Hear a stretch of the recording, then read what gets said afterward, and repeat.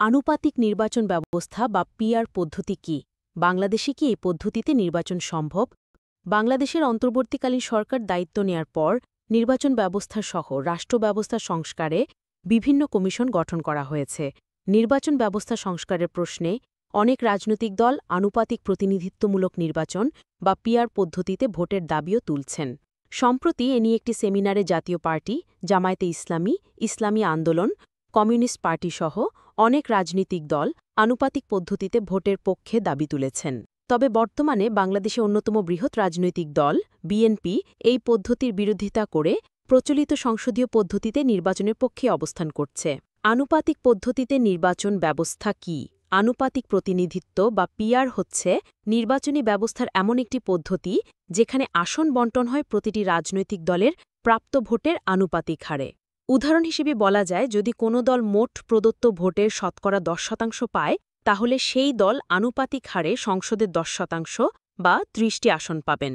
PR বা আনুপাতিক প্রতিনিধিত্ব নির্বাচনের ক্ষেত্রে মুক্ত, গোপন ও মিশ্র 3টি আনুপাতিক নির্বাচন ব্যবস্থা রয়েছে বিশ্বের বিভিন্ন দেশে। নির্বাচন বিশ্লেষক অধ্যাপক তোফায়েল আহমেদ বিবিসি বাংলাকে বলেন, কোনো দল নির্বাচনে যত শতাংশ ভোট পাবে, সংসদে তারা সেই অনুপাতে আসন পাবে। নির্বাচনের এই আনুপাতিক প্রতিনিধিত্ব পদ্ধতি যদি চালু হয়, তাহলে তা সুশাসন নিশ্চিতেও গুরুত্বপূর্ণ ভূমিকা পালন করতে পারে। নির্বাচন বিশ্লেষকরা বলছেন, এই পদ্ধতিতে একটি নির্বাচনে দেয়া প্রত্যেকটি ভোট কাজে লাগে এবং প্রতিটি ভোট সংসদে সমানভাবে প্রতিনিধিত্ব করে। তাছাড়া একটি নির্বাচনে প্রদত্ত ভোটের সংখ্যা ও হারের ভিত্তিতে সংসদে আসন বণ্টন হয়। রাজনৈতিক বিশ্লেষক মহিউদ্দিন আহমেদ বিবিসি বাংলাকে বলেন, সব ভোটারদের মতামতের প্রতিফলন ঘটানো সম্ভব এই পদ্ধতিতে ভোটের মাধ্যমে।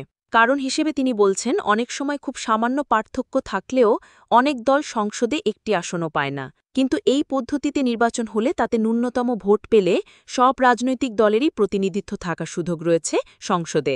নির্বাচন ও রাজনৈতিক বিশ্লেষকরা বলছেন, আনুপাতিক নির্বাচন ব্যবস্থা একদিকে যেমন স্বৈরশাসনের পথ রোধ করে, অন্যদিকে এই পদ্ধতিতে ভোটারদের জনমতেরও প্রতিফলন নিশ্চিত হয়। এমন বড় একটি রাজনৈতিক দলের আপত্তিতে এই পদ্ধতিতে নির্বাচন ব্যবস্থা চালু করা সম্ভব কিনা সেটি নিয়েও নানা প্রশ্ন রয়েছে। এই প্রশ্নে রাজনৈতিক বিশ্লেষকদের মত হচ্ছে, সব দল রাজি হলে এরকম একটি ব্যবস্থার ব্যাপারে কার্যকরী উদ্যোগ নেওয়া যেতে পারে।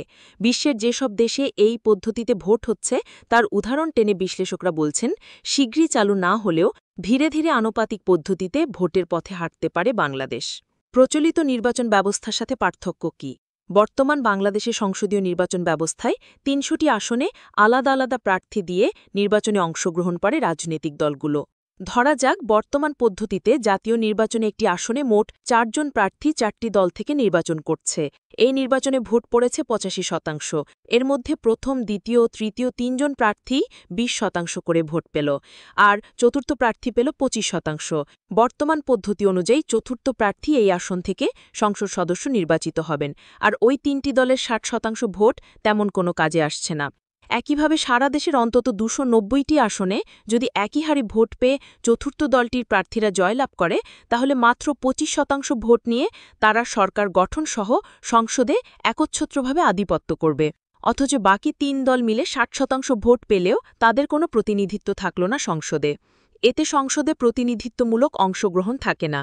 নির্বাচন বিশ্লেষক অধ্যাপক তোফায়েল আহমেদ বিবিসি বাংলাকে বলেন, এই পদ্ধতিতে ভোট হলে নিজস্ব ভোট ব্যাংকে কাজে লাগিয়ে বা স্থানীয় ইমেজ কাজে লাগিয়ে কেউ জিতে সরকার গঠন করতে পারে। সেক্ষেত্রে অনেক সময় মেজরিটি ভোটারের মতের প্রতিফলন হয় না। আর আনুপাতিক নির্বাচন পদ্ধতিতে ভোটের আগে প্রতিটি দল ক্রমভিত্তিক প্রার্থী তালিকা প্রকাশ করবে। প্রতিটি রাজনৈতিক দল তার প্রাপ্ত ভোটের হার অনুসারে আসন পাবে। রাজনৈতিক বিশ্লেষক মহিউদ্দিন আহমেদ বিবিসি বাংলাকে বলেন, কিছু রাজনৈতিক দল সারা দেশে গড়ে 10 থেকে 15% ভোট পেলেও তাদের সংসদে কোনো প্রতিনিধিত্ব থাকে না, আসনভিত্তিক একক সংখ্যাগরিষ্ঠতা না হওয়ার কারণে। এই পদ্ধতিতে ভোট হলে সেসব দলের সংসদে প্রতিনিধিত্ব থাকবে।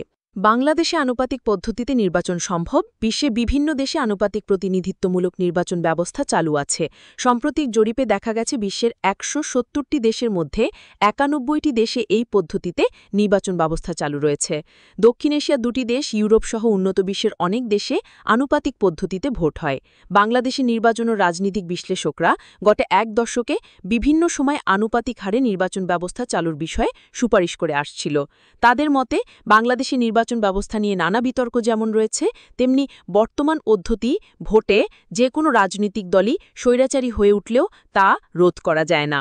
অধ্যাপক তোফায়েল আহমেদের মতে বাংলাদেশের নির্বাচন পদ্ধতিতে পরিবর্তন আনতে হলে এই পদ্ধতিতে ভোট চালু করা যায়। সেক্ষেত্রে বিশ্বের বিভিন্ন দেশে এই পদ্ধতিতে কি লাভ হয়েছে সেটি বিশ্লেষণ করে আনুপাতিক প্রতিনিধিত্বমূলক নির্বাচন ব্যবস্থা চালু করা সম্ভব। বিবিসি বাংলাকে অধ্যাপক আহমেদ বলেন, বাংলাদেশের প্রচলিত নির্বাচন ব্যবস্থার অসুবিধাগুলো আমরা দেখেছি, আনুপাতিক নির্বাচন ব্যবস্থার অসুবিধা আমরা দেখিনি। এটা চালু করতে সংবিধানে পরিবর্তন আনতে হবে, তবে সেটি খুব কঠিন কিছু নয়। এই পদ্ধতি ত্রুটিপূর্ণ কিছু দিক তুলে ধরে এই সংকটকে ভিন্নভাবে বিশ্লেষণ করছেন নির্বাচন ও রাজনৈতিক বিশ্লেষকরা। অধ্যাপক আহমেদ বলছিলেন, এই পিআর পদ্ধতিতে ভোটে যে সরকার গঠন হয় সেটি স্থিতিশীল হয় না, কারণ এই পদ্ধতিতে ভোট হলে বাংলাদেশে কোনো রাজনৈতিক দলই একক সংখ্যাগরিষ্ঠতা অর্জন করতে পারবে না।